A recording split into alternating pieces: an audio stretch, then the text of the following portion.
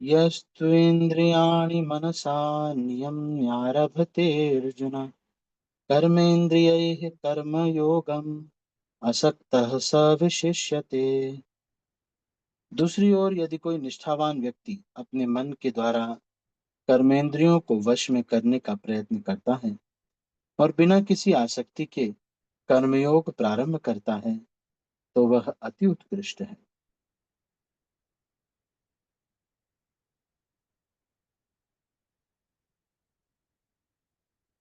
तात्पर्य, लंपट जीवन एवं इंद्रिय सुख के लिए छद्म योगी का मिथ्या वेश धारण करने की अपेक्षा अपने कर्म में लगे रहकर जीवन लक्ष्य को, जो भाव बंधन से मुक्त होकर भगवत धाम को जाना है, प्राप्त करने के लिए कर्म करते रहना अधिक श्रेयस्कर है। प्रमुख स्वार्थ गति तो विष्णु के पास जाना है। संपूर्ण वर्णाश्रम धर्म का उद्देश्य इसी जीवन लक्ष्य की प्राप्ति है। एक गृहस्थ भी कृष्ण भावनामृत में नियमित सेवा करके इस लक्ष्य तक पहुंच सकता है। आत्म साक्षात्कार के लिए मनुष्य शास्त्रोनुमोदित संयमित जीवन बिता सकता है और अनासक्त भाव से अपना कार्य करता रह सकता है। इस प्रकार वह प्रगति कर सकता है। जो निष्ठावान व्यक्ति इस विधि का पालन करता है वह उस पाखंडी से कहीं श्रेष्ठ है जो अबोध जनता को ठगने के लिए दिखावटी आध्यात्मिकता का जामा धारण करता है। जीविका के लिए ध्यान धरने वाले प्रवंचक ध्यानी की अपेक्षा सड़क पर झाड़ू लगाने वाला निष्ठावान व्यक्ति कहीं अच्छा है।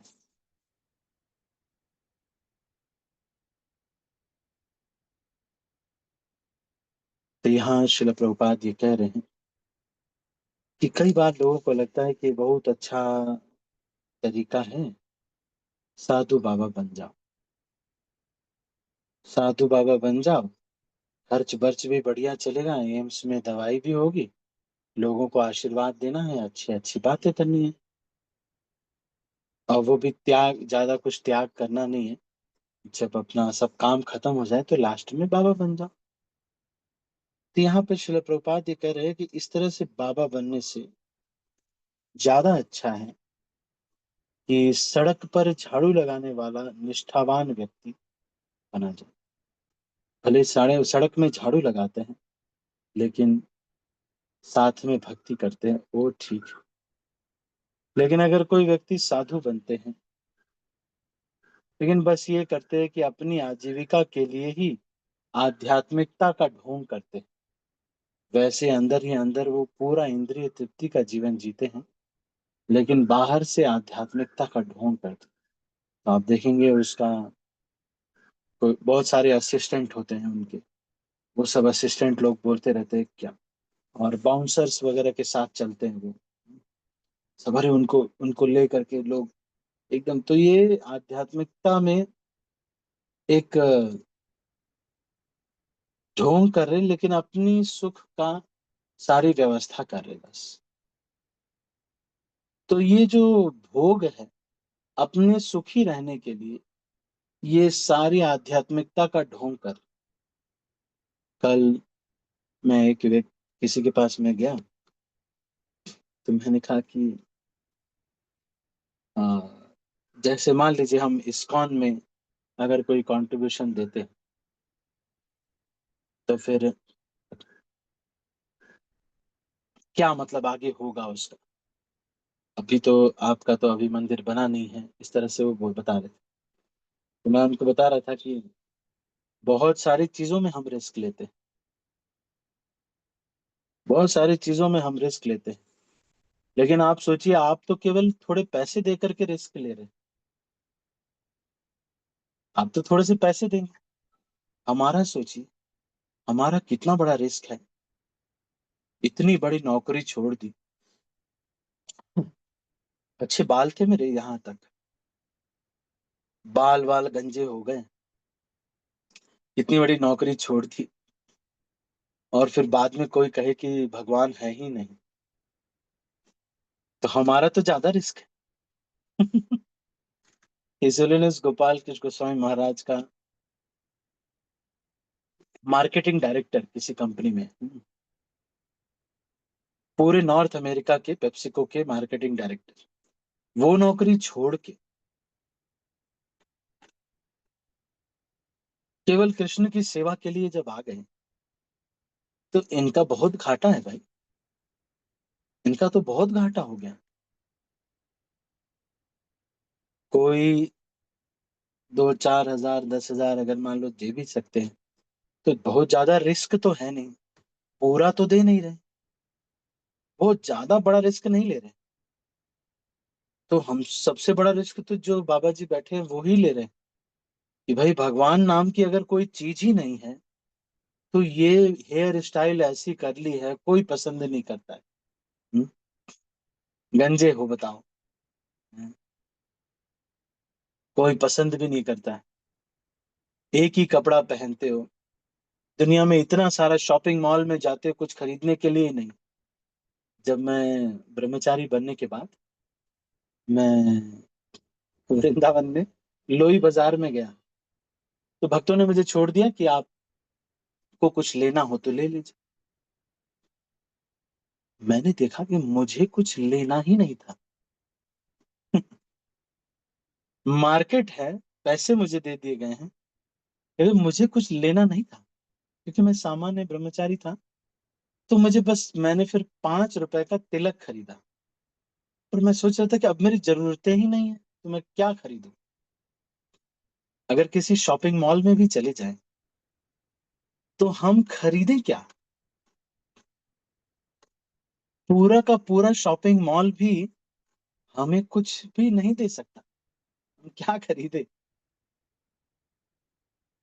इतनी सारी जीन्स की दुकानें, इतने सारे टी शर्ट की दुकानें, आप बस एक ही कपड़ा पहन रहे हैं। तो ये लोग तो ज्यादा बड़े रिस्क में हैं। हमसे तो मान लो थोड़ा बहुत रिस्क हो रहा है, इनका तो इतना बड़ा जीवन ही दे दिया है, और साथ में इतना बड़ा रिस्क है, बहुत बड़ा रिस्क ले लिया। भल भरा पूरा परिवार था, इतना सब कुछ घर में, इतने सारे लोग हैं, 35-35 लोग घर में, एक ही घर में रह रहे हैं, और इतना भरा पूरा परिवार वो छोड़ के, उसमें इतना सिक्योरिटी लगता है। चाचे हैं, बहुत सारे बुआ जी लोग हैं, भैया लोग हैं, सारे लोग उसको छोड़ के कहीं अकेले एकांत में हिमाचल प्रदेश में रह रहे हैं। भाई आपने इतना बड़ा रिस्क ले लिया, अगर मान लो भगवान हो ही ना तो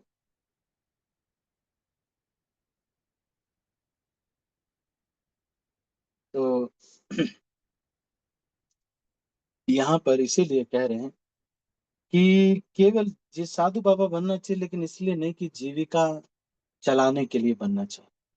हर दिन 6 से 8 घंटे हमारा खून पसीना भक्तों के भगवान की सेवा में लगना चाहिए, लगना चाहिए, रोड पे होना चाहिए, दिखना चाहिए। केवल लेटे और पड़े रहने के लिए साधु नहीं बने। तो ये, जब कोई फुल टाइम डिवोटी बनते हैं या फिर जो भी बनते हैं, उनको सबको ये ध्यान रखना चाहिए कि to attain a greater thing you have left something smaller. बहुत बड़ी बड़ी चीज छोड़ दी, माता पिता से कितना प्रेम होता है सबको, छोड़ नहीं पाते हैं बहुत समय तक। नहीं नहीं, मेरे पापा ऐसे, मेरी मम्मी ऐसी। आप वहां नहीं रहते हो अपने मम्मी पापा के पास। तो यहाँ कह रहे हैं कि कोई व्यक्ति अगर साधु का जीवन लेता है, तो ये गृहस्थ लोगों के लिए नहीं बोल रहे हैं यहाँ पे, प्रभुपाद ये कह रहे हैं, कोई गृहस्थ व्यक्ति है, तो वो हर दिन अपनी नौकरी करे, अपने धन का कुछ अंश भगवान की सेवा में लगाए।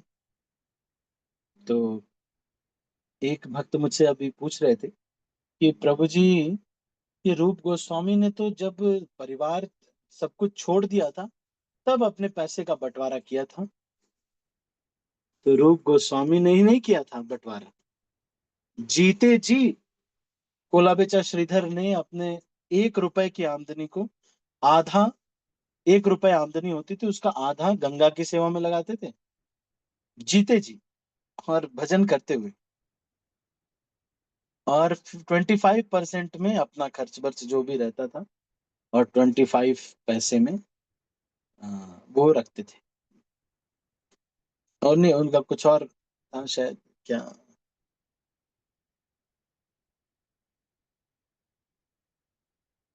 एनी हाउ, तो इस तरह से कुछ उन्होंने भी बांटा हुआ था। और श्रील प्रभुपाद के पिताजी भी यही सिद्धांत को बताते हैं। श्रील भक्तिविनोद ठाकुर भी इसी सिद्धांत को बताते हैं। तो यहाँ ये कह रहे हैं कि साधु बाबा बनना है तो आजीविका चलाने के लिए नहीं बनना है। ये नहीं कि चलो बढ़िया हमारा खर्च बर्च चल गया, और बढ़िया आप तो गाड़ी में भी घूमने लगे, और बहुत अच्छा हमारा खर्च बर्च चल गया। अरे देखो तो सही भैया, बहुत ज्यादा बड़ा छोड़ के आ गए, किससे संतुष्ट हो रहे हो तुम? इससे इतना छोटा, ये बस, बस रह लिए खा लिए, इसी से संतुष्ट हो गए। वृंदावन में आ गए भजन करने के लिए, सारी दुनिया त्याग दी और वहां पे जाकर के सो रहे हैं, बस पड़े हुए हैं। ठीक है, क्या किया मैंने? जीवन दे दिया ना भगवान को। अच्छा, तो भगवान को जीवन दो, आप कर क्या रहे हैं वैसे? ऐसे ही सोता रहता हूँ, बस सोता रहता हूँ, सोता रहता हूँ। ये थोड़ी जीवन देने के लिए साधु बाबा बने। Every morsel of our blood should be utilized for the welfare of others according to Srila Guru Maharaj। गुरु जो कहते हैं उसके अनुसार हमारा कतरा कतरा खून का सेवा में लगना चाहिए। अगर ज्यादा लोग हो गए हैं तो कहीं और सेवा ले लेनी चाहिए। But this is important. इसको कह रहे हैं कि साधु बनने के लिए पाखंडी धूर्त नहीं बनना है, जो अबोध जनता को ठगने के लिए दिखावटी आध्यात्मिकता का जामा धारण कर ले। तो दिखावटी आध्यात्मिकता के लिए वो कुछ ऐसे ड्रेस पहन लेंगे और इधर उधर के कपड़े पहन लेंगे। हम्म, तो एक गृहस्थ भी कृष्ण भावनामृत में नियमित सेवा करके इस लक्ष्य को प्राप्त कर सकता है। कोई गृहस्थ आश्रम में वो भी इसको प्राप्त कर सकता है।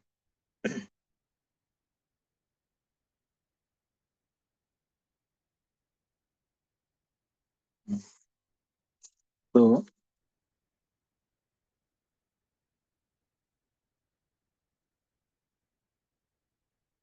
कृष्ण भावनामृत प्रारंभ करता है तो वह उत्कृष्ट है। तो धीरे धीरे उसे कृष्ण भावनामृत जो गृहस्थ आश्रम में भी है उसको भी करना चाहिए। और हमें जो आज जो शिक्षा मिलती है वो ये मिलती है कि हम जो साधु बन गए हैं उनको पाखंड न करके कम से कम इस स्तर पे आना चाहिए कि सच सच हम बता दें कि मेरा ये स्थिति है।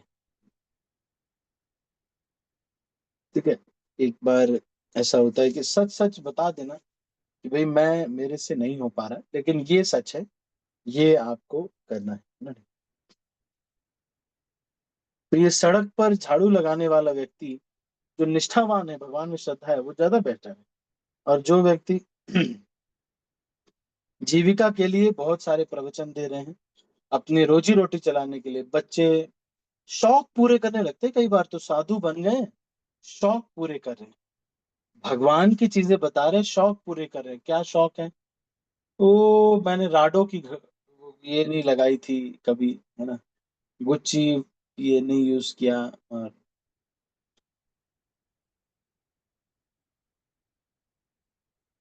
तो ये शौक पूरे करने के लिए नहीं। अरे आज तक मैं कभी, ओ हो ये मैंने नहीं किया, चलो मैं इसको कर लेता हूँ। नहीं, ये शौक पूरे करने के लिए जीवन।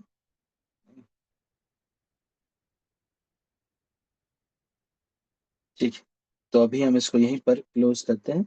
यदि किसी के मन में कोई प्रश्न है तो आप पूछ सकते हैं। आज हमने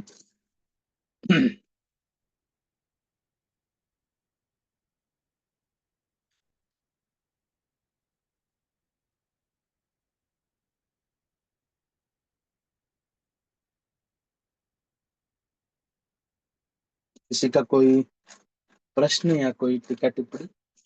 एनी क्वेश्चंस और कमेंट्स? यस, राजू को। हरे कृष्णा प्रभु जी, दंडवत प्रणाम। मिनट प्रणाम। प्रभु जी, जैसे भक्ति करते हैं तो जैसे थोड़े भी, जैसे माला करते हैं तो भी अहंकार आ जाता है थोड़ा, वो भी करते हैं तो सेवा करते हैं तो भी अहंकार आ जाता है। ये अहंकार नष्ट क्यों नहीं हो रहा है? शुरू इसको करना है।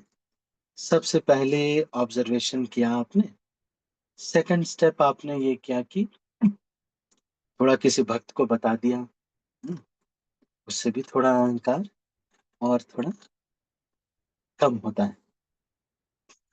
अब उसके बाद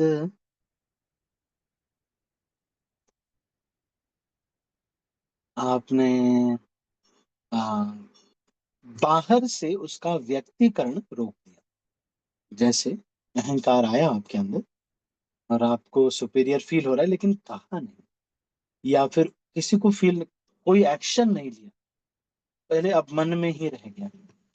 फिर धीरे धीरे अपने जो गाइड को बोल करके या भक्तों को बोल करके धीरे धीरे वो स्तर में आ जाएगा। समझ गए? सबसे पहले अहंकार के लिए क्या सॉल्यूशन है?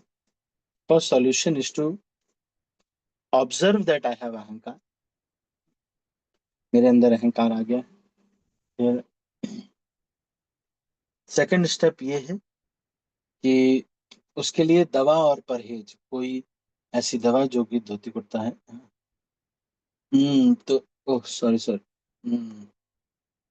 तो अहंकार का सॉल्यूशन ये है कि सबसे पहले उसका किसी साधु की सेवा, ये उसकी वास्तविक दवा है। तो हम अभी के लिए सबसे पहले किसी से बता करके भक्तों से एक्सप्रेस कर दिया, और फर्स्ट स्टेप में क्या किया पता चला हमें।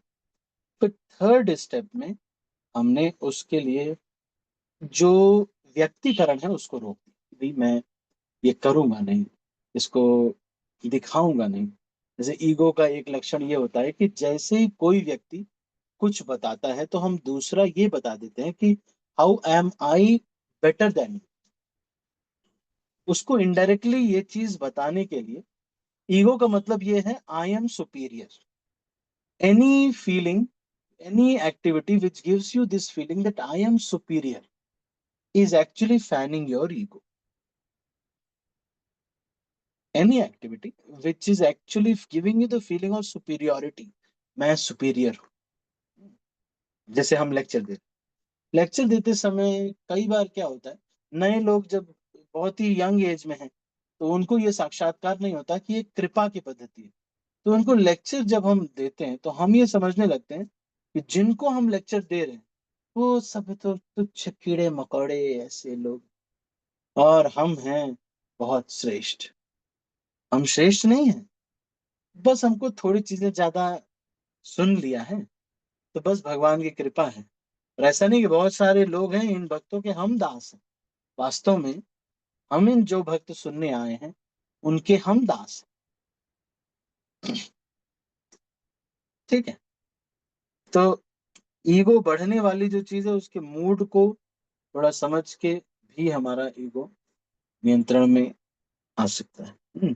जो भी चीजें ईगो बढ़ाने वाली है वो चीजों को थोड़ा अवॉइड करना है। लेकिन अगर साथ में ही रह रहे हैं और वहीं पर ही हैं तब तो नहीं अवॉइड कर पाएंगे। हम्म, लेकिन बड़े साधुओं की सेवा करने से भी अहंकार जो है जाता है। तो बहुत दिन से ये अहंकार जा क्यों नहीं रहा है? तो इसका दवा लेना पड़ेगा कुछ कुछ स्तर पर जो है। इसका मेडिसिन भी लेना पड़ेगा, और साथ में जो इसको पोषित करता, मतलब ये सारे अनर्थ एक कुत्ते के जैसे हैं, जो गुड डॉग बैड डॉग वाला एग्जांपल है ना। मतलब समझ लो कि जिसके अंदर आलस्य है, उसके अंदर आलस्य का एक कुत्ता ऐसे मुंह फुला के बैठा हुआ फिर जिसके अंदर काम वासना है उसके अंदर वो वाला कुत्ता ऐसे करके बैठा हुआ है। तो जब हम वो कार्य करते हैं तो वो कुत्ता और मोटा हो जाता है। यस, आ जाओ। काम वासना, मान लो कोई बहुत काम वासना आपको फील हो रही थी, आपने अवॉइड नहीं किया थॉट को, किसी सर्विस में नहीं लगे, आपने फिर कॉन्टेम्पलेट करना शुरू किया, तो वो फिर पौधा, वो जो है वो ताकतवर हो जाता है, वो बंदर बोलता है हाँ अब और वासना, फिर आपने कुछ वासना का कार्य कर दिया तो फिर और काम वासना और बढ़ती जाती। ठीक है, तो ये है। ठीक है ना राजू प्रभु? जी प्रभु जी, जी धन्यवाद प्रभु जी, हरे कृष्ण हाँ, प्रभु। संतुष्ट मत जी, यस मत। हरे कृष्ण गुरु जी, दंडवत प्रणाम। धनुत मत जी। आप जैसा वैराग्य आपका कैसे है?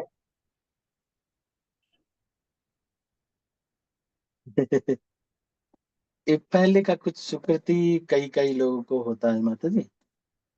कोई जी। भगवान कुछ निर्धारित करते हैं कि कोई कोई वैष्णव की कृपा भी हो जाती है, उससे भी किसी के हम्म, अंदर वैराग्य आ जाता है, और भक्तों का संग रहता है, ये सब करते करते फिर वैराग्य आ जाता है।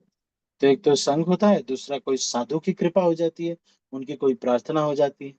हम्म, उससे भी हो जाता है, और उस जीव का अपना भी कुछ क्रेडिट रहता है। जैसे एक भक्त के घर में एक बेटा जन्म होता है, जी। तो जो वो बेटा जन्म होते ही उसको सारी स्पिरिचुअल चीजें पसंद है, जैसे ही हरि बोल बोलो वो खुश हो जाता है, उसको हरि बोल हाँ बहुत जी। अच्छा लगता है। तो इस सबसे पता चलता है कि देर आर, पिछले जन्म में किसी में ये सुकृति बहुत रही रहती है। तो उसी से हो रहा है, नहीं तो इतना रुचि क्यों आ जाएगा। एकाएक से मुझे रामायण बहुत अच्छा लगता है, हरि नाम बहुत अच्छा लगता था, क्या इसमें अच्छा कि नहीं। तो इससे पता चलता है कि वैराग्य कई बार ऐसा भी होता है। ठीक है माता जी। आता है, कभी कभी आता है, फिर थोड़ी देर के लिए फिर चला जाता है। चलो, मॉर्निंग प्रोग्राम और भक्तों का संग, ये सब एकादशी व्रत ये करते रहने से एक भक्त को मैंने देखा जो हमारे मंदिर में बर्तन धोते थे। मनोज जी नाम था, और कोई भी आ, बस बर्तन धोते थे, झाड़ू लगाते थे। एक बार मैंने आ,